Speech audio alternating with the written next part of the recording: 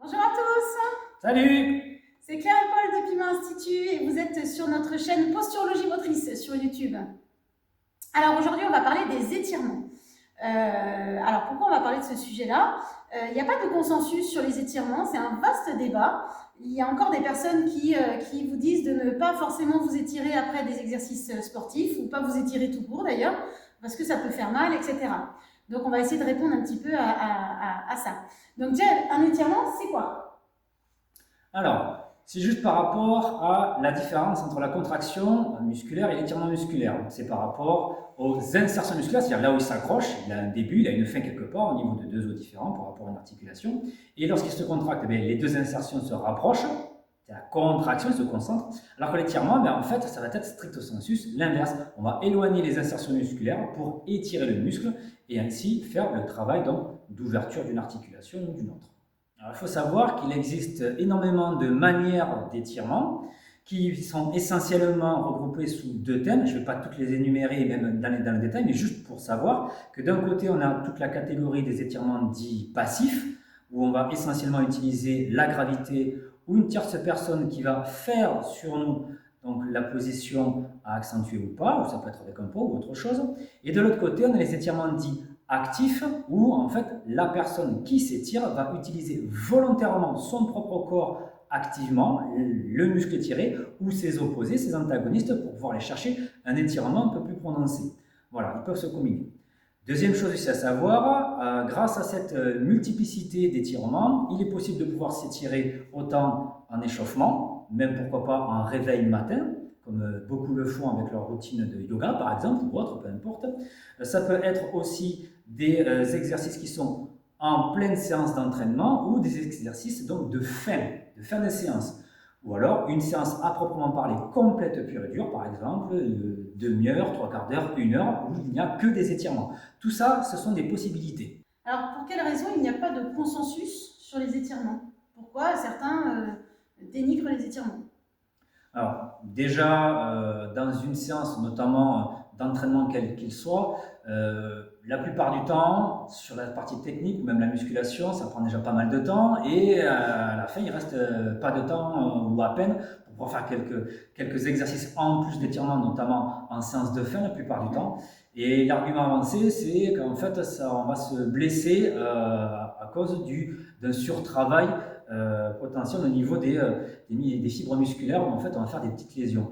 Alors, rien que ça déjà, c'est un non-sens parce que si je prends l'exemple de la musculation pure et dure pour la croissance musculaire, pour l'hypertrophie, le principe de base, ce sont les micro-lésions musculaires pour justement faire, donc réparer le muscle et quand il se répare, il se régénère à un niveau supérieur, et etc. Donc en fait, déjà de base, l'idée ce serait justement de pouvoir le maximiser. Le deuxième aspect, c'est que peut-être aussi des gens dépassent leur capacité. Et là, on n'est pas du tout sur une histoire que c'est la faute à l'étirement, c'est la faute à la personne elle-même qui n'écoute pas son corps, qui à un moment donné, quand vous allez trop loin dans la douleur ou le surentraînement, vous ne laissez pas le temps à votre corps, que ce soit au moment des exercices ou entre deux séances, vous ne laissez pas suffisamment de temps de récupération, mais inévitablement, le corps, comme n'importe quel, je dirais, moteur, si vous ne le laissez pas refroidir et récupérer, il va s'user et se casser plus vite. Et ça, c'est peu importe si c'est étirement, renforcement ou n'importe quelle autre activité physique ou même dans votre vie quotidienne. Alors après, pour être franche, effectivement, je rebondis sur la notion de manque de temps. On le voit dans la plupart des associations, on le voit auprès de... Donc si vous avez des enfants, bah, effectivement, la salle, elle est louée de telle heure à telle heure. Ils font tout au niveau de l'activité, mais l'étirement passe à l'as. Donc il y a déjà un manque de temps qui est très net dans la plupart des associations, mais même dans des clubs aussi privés. Après, il y a même des séances aussi qui ne font plus forcément une heure, qui sont en train de s'écourter, qui font 45 minutes. Et qu'est-ce qu'on enlève? C'est encore une fois les étirements.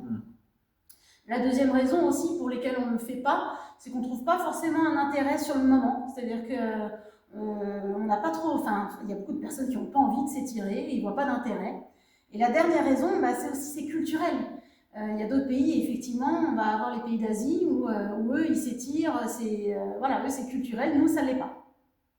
Je rajouterais simplement que finalement, seules les disciplines qui déjà sont dans la souplesse ou qui requiert une énorme souplesse le travail, comme la danse ou la gymnastique sportive. Après, mis à part ça, sinon, le reste du temps, effectivement, comme l'a dit Claire, c'est très dénigré. Alors, finalement, pour quelles raisons il faut s'étirer finalement? Alors, en fait, il faut savoir que déjà, de base, les données scientifiques ont montré qu'un muscle se contracte mieux lorsqu'il est momentanément pré-étiré, grâce au travers de ce que l'on appelle le réflexe myotatique.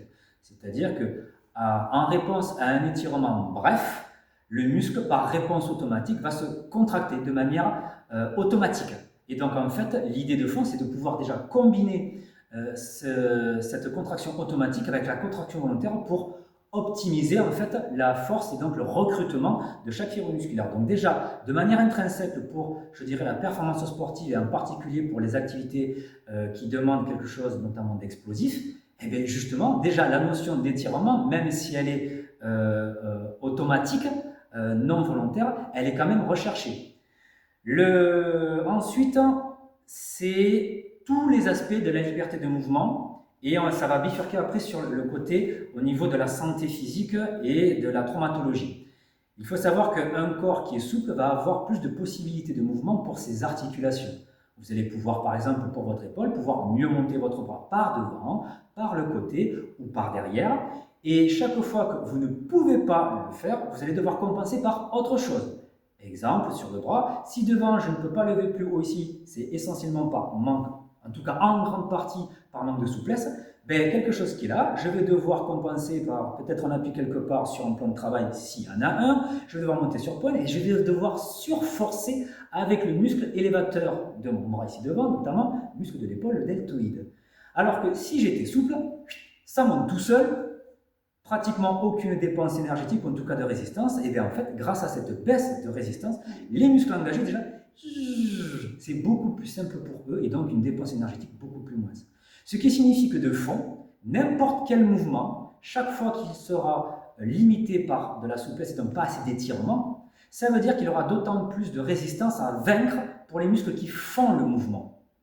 Et il est là à chaque fois. Donc c'est valable pour tout et n'importe quoi. Épaules, dos, hanches, chevilles, genoux, coudes, poignets, cou, ce que vous voulez. Donc déjà de base pour que ce soit une performance purement sportive d'un côté, mais aussi pour votre quotidien, vous allez devoir forcer plus, compenser plus, si justement vous êtes raide. L'autre aspect aussi dans la liberté de mouvement, ce sont toutes les activités quotidiennes qui vont être plus ou moins limitées. Ça en va même jusqu'à certains qui ont du mal à faire leur lacet de chaussures et vont mettre leurs chaussettes. Rigolez pas, ça arrive l'année parce qu'ils sont tellement raides de leur dos et de leurs jambes, notamment des hanches, qu'ils n'arrivent pas à atteindre, même en fléchissant les jambes, ils n'arrivent pas à atteindre leurs pieds. Voilà. Ouais. Donc tous ces trucs-là. On a des personnes aussi, par exemple, qui ne regardent plus l'angle mort en voiture. Parce qu'ils ne peuvent plus tourner la tête, souplesse d'épaule et tête ne peuvent plus, et donc ils ne regardent plus du tout l'angle mort, ils ne peuvent plus tourner la tête. Si vous êtes là, l'angle mort il est là-bas, il faut pouvoir avoir la capacité, tout en gardant la buste là, d'avoir la tête qui fait ça. Et il y en a beaucoup de personnes qui ont justement une mobilité très réduite, et donc l'angle mort, voilà. Donc il y a plein d'autres choses qui se font là-dessus. Ensuite, en basculant, vous allez avoir la partie traumatologie. Si vous avez des articulations qui sont donc réduites dans leur possibilité de mouvement, lorsqu'un à-coup involontaire d'un mouvement X ou Y, ou parfois ce qu'on appelle entre guillemets le faux mouvement, qui n'est pas un faux mouvement, c'est simplement que votre corps n'est pas capable de supporter le mouvement brutal en termes de vitesse que vous lui avez donné. Exemple tout simple, justement, vous voulez regarder l'angle mort de manière brutale parce que vous avez entendu quelqu'un qui klaxonne derrière. Il y en a beaucoup qui se disent « Oh, j'ai fait un faux mouvement ». Non, vous l'avez fait. Mais par contre, le mouvement était tel, par manque de souplesse notamment, vous pouvez vous déclencher donc un torticolis. C'est valable aussi pour les entorses. J'ai beaucoup de marcheurs qui justement, en améliorant leur souplesse notamment de la cheville, le pied, il doit être capable de faire les mouvements latéraux. Mais très souvent, quand le pied part des fois tout seul, ça nous arrive de temps en temps de ne pas avoir contrôlé comme il faut, et le pied part sur le côté, et si la cheville n'est pas capable d'avoir cette souplesse latérale, donc au travers d'amortir. Exactement. D'amortir ça. Voilà, vous ne pourrez pas avoir l'absorption du choc et vous allez avoir donc au mieux une élongation, ou alors après derrière donc, les foulures, donc toutes les luxations possibles imaginables. Je n'ai vu certains qu'à cause de ça, ils se sont fait des arrachements osseux ou des fractures, etc. Et c'est pareil pour une épaule, pour un genou, pour une hanche, etc. Plus vous êtes souple, plus votre corps a de possibilités, on a dit de mouvement, mais d'amortisseur dans la vie quotidienne. Exactement. Et donc vous avez déjà toute une catégorie de baisse de risque, notamment tout ce qui va être de la traumatologie, on va dire, directe instantanée. Mais ça va plus loin que ça. Ce serait dommage si on était souple. Voilà. Mais de manière plus sur le long terme, maintenant, vous avez toutes les douleurs chroniques qui vont intervenir, notamment au travers des enjeux de déformation, de compensation posturale. Quand vous avez une rétractation de muscles à un endroit donné, par exemple à une épaule ici, les muscles ici par devant vont se rétracter, ils vont tirer petit à petit l'épaule en avant. Et en tirant l'épaule petit à petit en avant, ça va vous déclencher donc une tension musculaire plus ou moins par derrière. Ça peut être juste au-dessus de l'épaule, juste par derrière, peut-être pourquoi pas un peu en dessous, généralement qui remonte plus ou moins au niveau du cou jusqu'à la tête, ou pourquoi pas ici au niveau du dos. Et si au fur et à mesure c'est en train de se rétracter, en plus avec le ventre ici, avec les positions assises et voûtées, et je suis sûre que ça descend jusqu'au bas du dos. Je suis sûre que vous le savez, parce que vous voyez des personnes qui sont effectivement comme ça, qui souffrent de ça. Et effectivement, le problème, c'est quand la douleur elle est bien installée, ben, on a encore moins envie de s'étirer et d'essayer d'ouvrir cette zone-là, parce que quelque part, on a envie finalement de la protéger en refermant définitivement. Mais c'est justement ce qu'il ne faut pas faire. Oui, des personnes qui, justement, aussi, la position assise. La position assise, c'est quoi? Vous avez le buste et vous avez les cuisses ici. Donc, vous avez une flexion au niveau de votre hanche, alors que quand vous êtes debout, ben, les cuisses, on va dire, ça s'aligne droit. Mais les muscles s'adaptant, si vous faites rien, au fur et à mesure, le muscle, il va se rétracter. Si vous passez 8, 10, 12 heures assises, toutes positions confondues assises, donc il est tout à fait normal, le muscle s'adaptant. Voilà. Exactement, ça va se rétracter. Donc à la fin, ben, le muscle, il va se réouvrir, il va laisser rouvrir, mais pas totalement. Vous allez garder une partie un peu fléchie, et les jambes, pour qu'elles soient droites, ben, qu'est-ce que ça va faire? Le buste, il va pencher en avant. Et quand il y a la douleur qui est trop vive, après, c'est quand on vous dit « Ah ben, j'ai un lumbago, j'arrive même plus à me redresser finalement. » Voilà. Et quand vous êtes penché en avant, ben, ça fait partie aussi, par exemple, des douleurs, notamment du bas du dos, parce que vous n'arrivez pas plus totalement à vous redresser. Et le lumbago, c'est caractéristique aussi. Voilà. Donc déjà, rien que tout ça, c'est ce qui va vous permettre donc une meilleure souplesse, donc de prévenir et aussi de faire les étirements pour essayer de résoudre toute ou partie de justement de ces douleurs chroniques. Ensuite, un autre aspect, c'est toute la partie au niveau, maintenant je vais au-delà, si justement vous devez avoir une intervention chirurgicale. Eh bien, chaque fois que vous allez avoir ce genre d'intervention-là, notamment je pense surtout à tout ce qui va être au travers soit de groupes musculaires où il faut soit les pousser ou les couper pour passer au travers pour pouvoir ensuite aller faire ce qu'ils ont à faire. Par exemple, au niveau d'une hanche, ben, les muscles, qu'est-ce qu'il fait? Ben, il va falloir les pousser parce qu'il y a plein de muscles autour avant d'arriver à la hanche. Au niveau de l'épaule, c'est pareil. Si vous avez une intervention au niveau du ventre, ben, il va falloir quoi? Il va falloir couper pour ouvrir et il place à l'intérieur et après il referme. Une meilleure souplesse, déjà en amont, ça va permettre à ce que lorsqu'on écarte les muscles, ça va faciliter le travail du chirurgien. Oui, parce que s'ils sont raides, il va falloir forcer plus. Et après, il peut vous dire post-opératoire, ben, j'ai eu du mal à passer, on a lésé, voilà. Donc ça va faciliter le travail du chirurgien. Mais pas que, ça va vous permettre après derrière une meilleure récupération. Parce que si vos muscles sont capables d'absorber une grande laxité au niveau des muscles assez longs, ça veut dire que c'est facile de déplacer les muscles et de les remettre ensuite. Alors que si c'est dur, pendant que c'est dur, c'est exactement comme du tissu. Si vous tirez trop fort, trop longtemps sur un tissu, au bout du moment, il va se distendre et il va se fissurer un petit peu. Vous allez créer justement, ça va créer des lésions. Et donc en retour, sans remettre en cause l'intervention en elle-même du chirurgien sur ce qu'il a à faire, en fait il le fait très bien. Par contre après, ne pouvant pas faire autrement pour écarter les muscles, et bien en fait vous avez des micro-traumatismes qui ne seront pas du tout visibles aux examens parce que c'est le muscle lui-même, il ne s'est pas sectionné, il n'y a pas d'élongation, mais il y a des micro-lésions suffisamment en importance pour vous dire qu'en fait, par exemple sur l'épaule, j'ai beaucoup de personnes qui ont eu du mal à récupérer d'une opération au niveau de l'épaule, non pas de l'épaule elle-même au niveau articulaire. Oui, mais l'opération avait réussi d'ailleurs, c'est voilà. ça. Mais les muscles, en fait, ça a été traumatique pour eux. Et en retour, vous allez sentir donc justement de la douleur. Et là, moi, ce que je propose à chaque fois, c'est aussi des étirements progressif pour remettre un petit peu les muscles dans leur longueur d'origine, les faire récupérer de manière à ce que vous puissiez mieux retrouver les choses. Et donc au final, là par exemple, on a le cas où en fait c'est bien d'être souple avant, donc faire des étirements avant, et si vous êtes régulièrement, tant mieux. D'autant plus que plus vous êtes souple en fait, moins de chances vous avez de passer sur la table d'opération. Oui. Voilà. Et donc vous voyez que c'est un cercle vertueux. C'est parce que justement vous manquez de souplesse que vous allez vous générer plus de traumatismes, plus de douleurs chroniques, plus de risques de passage à la table d'opération et une mauvaise récupération par derrière. C'est un cercle vicieux. Alors que de l'autre, en fait, toute la chaîne se retrouve beaucoup moins sensible à toute cette chaîne-là. Et si on le rajoute avec tout le reste au niveau de la performance sportive, il y a certains mouvements, vous ne pouvez pas les réaliser si vous n'avez pas un minimum de souplesse.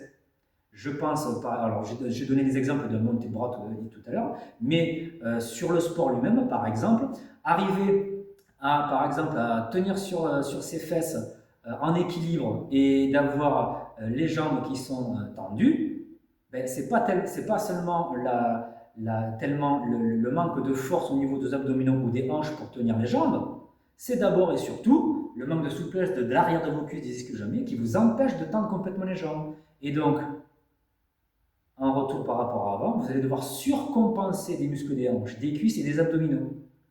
Ce qui fait que si vous avez la souplesse suffisante, à l'inverse, vous allez avoir un engagement beaucoup plus faible au niveau abdominal et des hanches si vous avez cette souplesse au niveau des ischio-jambiers. C'est un exemple pour juste illustrer mon propos. Alors, pour conclure, sur la partie chirurgicale, déjà, je vous invite, si vous devez vous faire opérer, à vraiment demander le détail à votre chirurgien. Vous lui demandez par où il va passer, ce qu'il va faire, notez à la limite, notez ce qu'il est en train de vous dire.